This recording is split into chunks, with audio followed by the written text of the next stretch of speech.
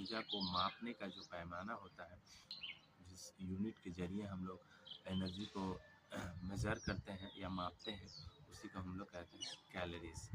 तो अगर सिंपल भाषा में कहें तो कैलोरी हम उसको कहते हैं जो भी हम भोजन ग्रहण करते हैं, ठीक है?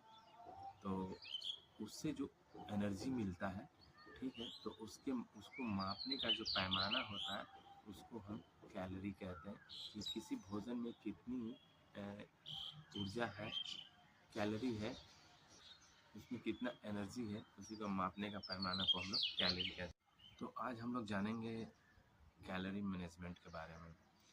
यह हमारे लाइफस्टाइल के लिए बहुत ही ज़्यादा ज़रूरी होता है, क्योंकि हम खाने से पहले सोचते नहीं हैं कि हम कितनी कैलोरी का खाना जो है कंज्यूम कर रहे हैं, या जो न्यूट्रिशन हम ले रहे हैं उसमें कितनी कैलोरीज है और उसका क्या बेनिफिट और क्या उसका साइड इफ़ेक्ट हो सकता है हमारे बॉडी पे। इन सब चीज़ों का हम लोग ध्यान नहीं रखते हैं। भोजन के फॉर्म में लेते हैं, ठीक है, या न्यूट्रिशन के फॉर्म में लेते हैं, या सप्लीमेंट के फॉर्म में लेते हैं, लेकिन हमें ये पता होना चाहिए कि हमें कितनी कैलोरी की आवश्यकता है, हमारे रोज़ की कितनी नीड्स है। तो कैलोरी मैनेजमेंट हम किस तरीके से कर सकते हैं? तो सबसे पहले तो कंट्रोलिंग करना होगा, यानी कि नियंत्रण रखना होगा जो भी हम फूड इंटेक कर रहे हैं या जो भी हम भोजन ले रहे हैं, उस पर कंट्रोल होना चाहिए। उसके साथ साथ बैलेंस डाइट होना चाहिए, एक संतुलित आहार होना चाहिए जिसके अंदर क्या है कि हर वो न्यूट्रिशंस होने चाहिए जो आपके डेली की नीड्स है, जो आपकी बॉडी की रोज़ की रिक्वायरमेंट होती है। तो एक बैलेंस डाइट का होना बहुत ज़रूरी है। नंबर ऑफ़ कैलोरीज़, हमें ये भी पता होना चाहिए कि हम जो डाइट ले रहे हैं, हम जो न्यूट्रिशन ले रहे हैं, उसमें कितनी कैलोरीज़ हैं। मतलब कि हम जो भी भोजन ग्रहण कर रहे हैं, जो भी हम खाना खा रहे हैं, तो हमें पता होना चाहिए कि उसके अंदर कितनी कैलोरीज़ है, ताकि जो है हमारा जो उद्देश्य है, हमारा जो गोल है कि वेट लॉस करना या वेट गेन करना या मेंटेन करना, उसको हम अच्छे तरीके से फुलफ़िल कर सकते हैं। क्योंकि अगर हमारे पास कैलोरी की नॉलेज नहीं होगी, कि मानिए अगर हम वेट लॉस की जर्नी में हैं, तो हम वेट लॉस करना उतना आसान नहीं होगा।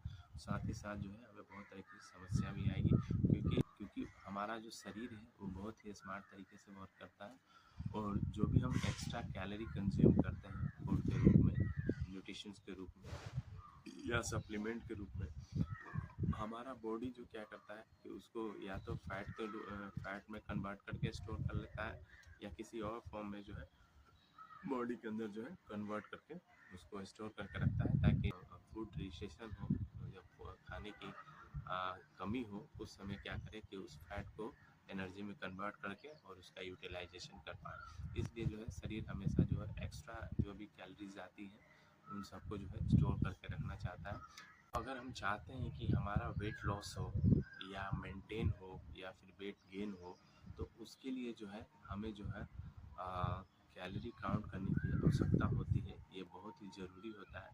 अगर हम कैलोरी काउंट करेंगे तभी जो है हम अच्छे तरीके से जो भी हमारा गोल है उसको हम सक्सेसफुली अचीव कर पाएंगे। अदरवाइज़ क्या होगा कि हमें बहुत लंबे समय तक जो है स्ट्रगल करना पड़ेगा, संघर्ष करना पड़ेगा अपने जो भी उद्देश्य है उसको पूरा करने। तो हमारा बॉडी जो है बेसिकली कैलोरी का यूज़ किस लिए करता है? कैलोरी का यूज़ हम डिफरेंट डिफरेंट फंक्शंस के लिए जो है हमारा शरीर यूज़ करता है। जैसे कि हम सांस वगैरह लेते हैं तो उसमें कैलोरी यूज़ होता है, या हमारा जो ब्लड सर्कुलेशन होता रहता है पूरे शरीर में, और डिफरेंट डिफरेंट ऑर्गन के पास जो ब्लड का फ्लो होते रहता है, तो उसमें भी कैलोरी की आवश्यकता होती है। साथ साथ जो हम फिज़िकल एक्टिविटी करते हैं, तो हमारी फिज़िकल एक्टिविटी के दौरान जो होता है बहुत सारी जो है कैलोरी बर्न होती है, तो इसलिए भी जो है हमें कैलोरी की आवश्यकता होती है। तो अगर हम प्रॉपर कैलोरी लेते हैं तो ना सिर्फ हम अपने आप को फिट और एक्टिव रख सकते हैं, प्लस हमारा जो उद्देश्य है उसको भी सक्सेसफुली अचीव कर सकते हैं। तो हमें दिन भर में कितनी कैलोरी की आवश्यकता होती है, इसका सिंपल सा फॉर्मूला ये है कि हमारा दिनचर्या किस तरीके का है, मतलब कि हमारी फिज़िकल एक्टिविटी कैसी है थ्रू आउट द डे, हम पूरे दिन भर में कितने एक्टिव रहते हैं उस पर डिपेंड करता है। हमारा एज क्या है, हमारा सेक्स क्या है, हमारा वेट गोल क्या है, कहने का मतलब है कि हम किस उद्देश्य से कैलोरी काउंट कर रहे हैं।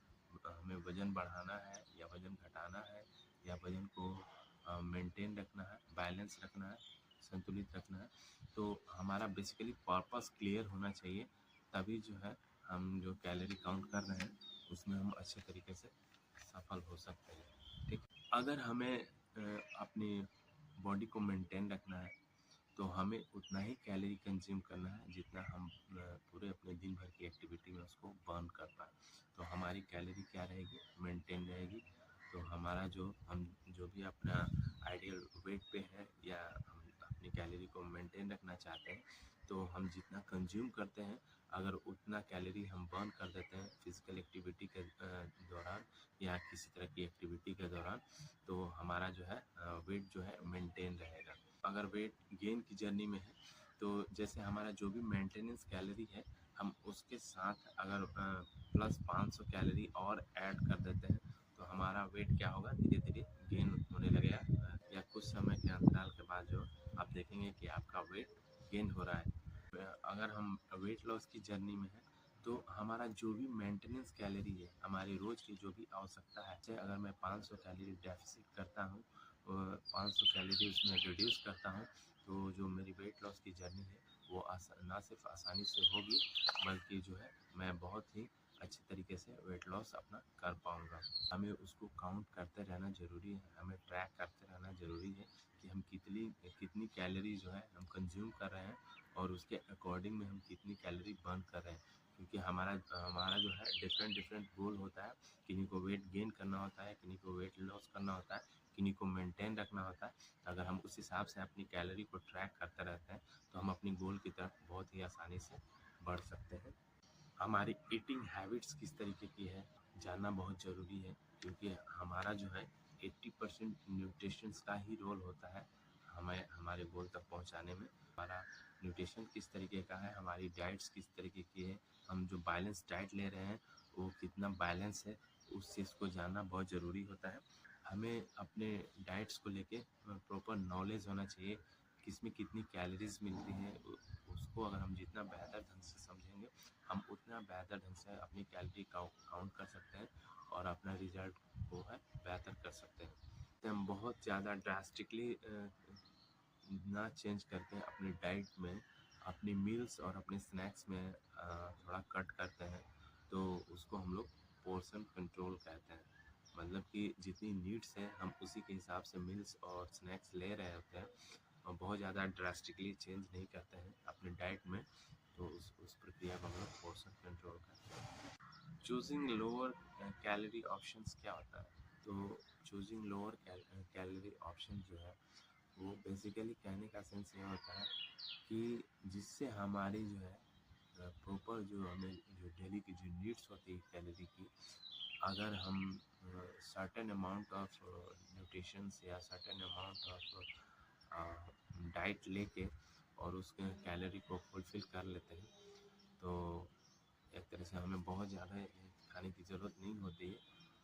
अगर हम कुछ सेलेक्टिव न्यूट्रिशंस लेते हैं या कुछ सेलेक्टिव हम डाइट्स लेते हैं, लोअर कैलोरी ऑप्शन को लोग सेलेक्ट कर सकते हैं। ठीक है, इंक्रीजिंग फिजिकल एक्टिविटी कहने का मतलब ये होता है कि अगर हम अपनी फिजिकल एक्टिविटी बहुत अच्छे तरीके से करते हैं और एक प्रॉपर वे में करते हैं, तो एक्स्ट्रा कैलोरीज है हम उसको अगर अच्छे तरीके से बर्न कर लेते हैं, अगर उस हिसाब से हम कैलोरी बर्न कर पाते हैं, फिजिकल एक्टिविटी से जो कैलोरी बर्न करते हैं, तो वो हम बेसिकली क्या हो रहा है कि हम जब फिजिकल एक्टिविटी बहुत अच्छे तरीके से कर रहे हैं और कैलोरी बर्न कर रहे हैं, तो हम अपने गोल की तरफ जो है बहुत आसानी से और बहुत तेज़ी से पहुंच रहे होते हैं। अगर मान लीजिए कि हम वेट लॉस की जर्नी में हैं, तो हमारी जो मेंटेनेंस कैलोरी है हम उससे और भी ज़्यादा कैलोरी को अगर हम बर्न कर ले रहे हैं फिजिकल एक्टिविटी के दौरान, ठीक है, तो हमारा जो है वेट लॉस होने लगेगा।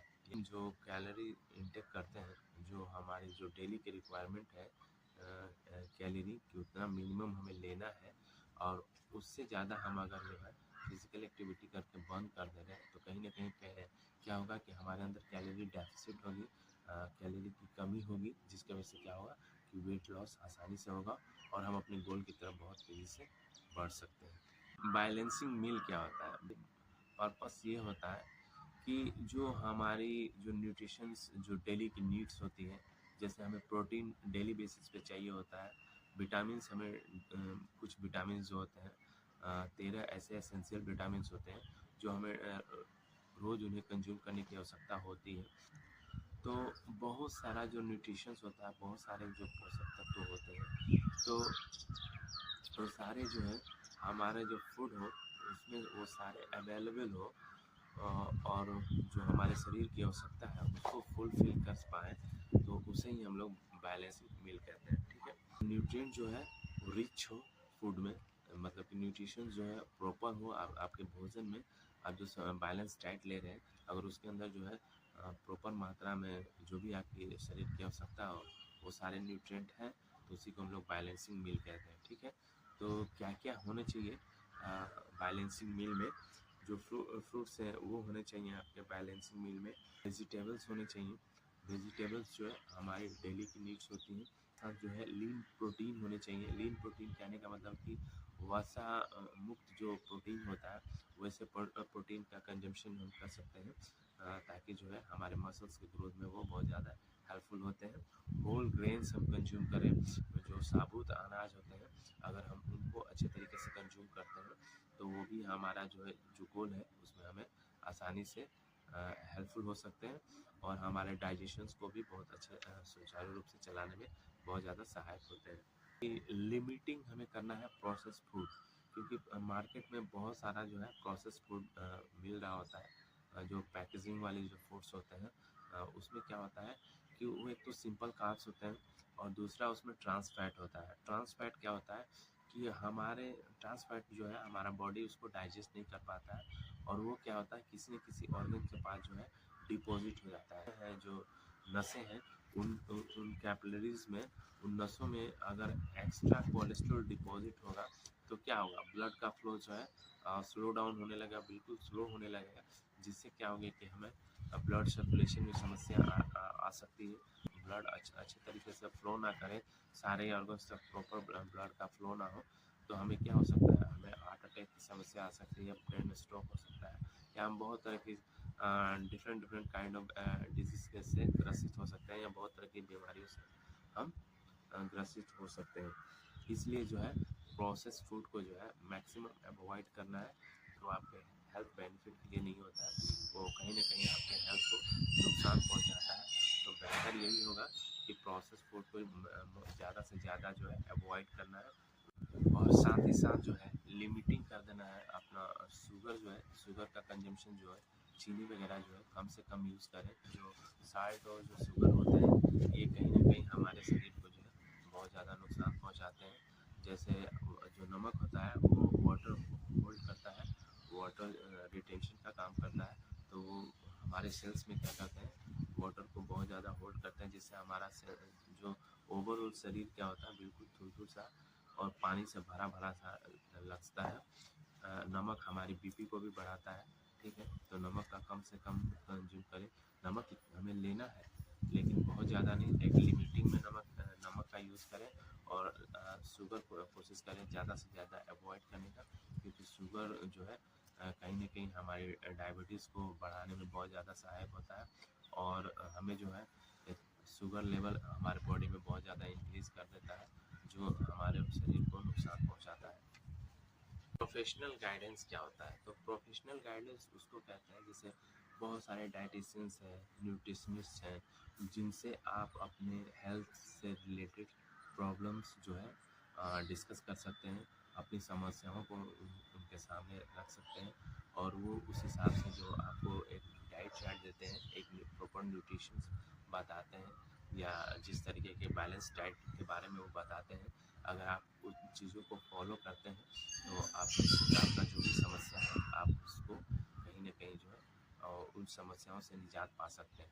ठीक है, आप उनकी अगर एडवाइस लेते हैं तो वो कहीं ना कहीं आपको अच्छे तरीके से एडवाइस देंगे, और आप अपनी हेल्थ को बेहतर और अच्छा रख पाएंगे। सस्टेनेबल चेंज किसको कहते हैं? सबसे पहले जो है आप फोकस करें अपने ईटिंग हैबिट्स पे और फिजिकल एक्टिविटी पे। ये बहुत ही ज़्यादा ज़रूरी होता है। आप किस तरीके का भोजन ले रहे होते हैं और आपकी फिजिकल एक्टिविटी कैसे है, आपकी दिनचर्या कैसी है, ये और क्या कर सकते हैं कि अपने डाइट को बहुत ज़्यादा रिस्ट्रिक्ट नहीं करना है और बहुत ही एक्सट्रीम मेजरमेंट नहीं करना है। जो आपको एक प्रॉपर डाइट मिला होता है, एक डाइट चार्ट होता है, अगर आप उसको अच्छे तरीके से फॉलो करते हैं और कैलोरी की आप ध्यान रखते हैं तो सस्टेनेबल चेंज जो है बहुत अच्छे तरीके से हो सकता है।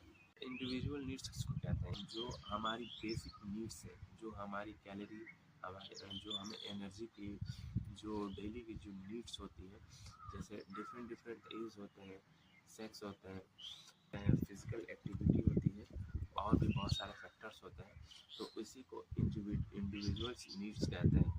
क्योंकि हम सभी एक एज ग्रुप के तो है नहीं, हम सबका एज ग्रुप अलग अलग है, हम सबकी बॉडी की जो है बनावट अलग अलग है, हम सबकी रोज़ की जो कैलोरीज की रिक्वायरमेंट है वो डिफरेंट डिफरेंट है। तो इंडिविजुअल्स नीड बेसिकली इसी को कहते हैं। प्रोफेशनल एडवाइस किसको कहते हैं? स्पेसिफिक हेल्थ कंसर्न, जो बेसिकली जो स्पेशलिस्ट होते हैं, जो प्रोफेशनल होते हैं हेल्थ केयर के मामले में, हम उनसे जो एडवाइस लेते हैं तो उसी को हम लोग प्रोफेशनल एडवाइस कहते हैं।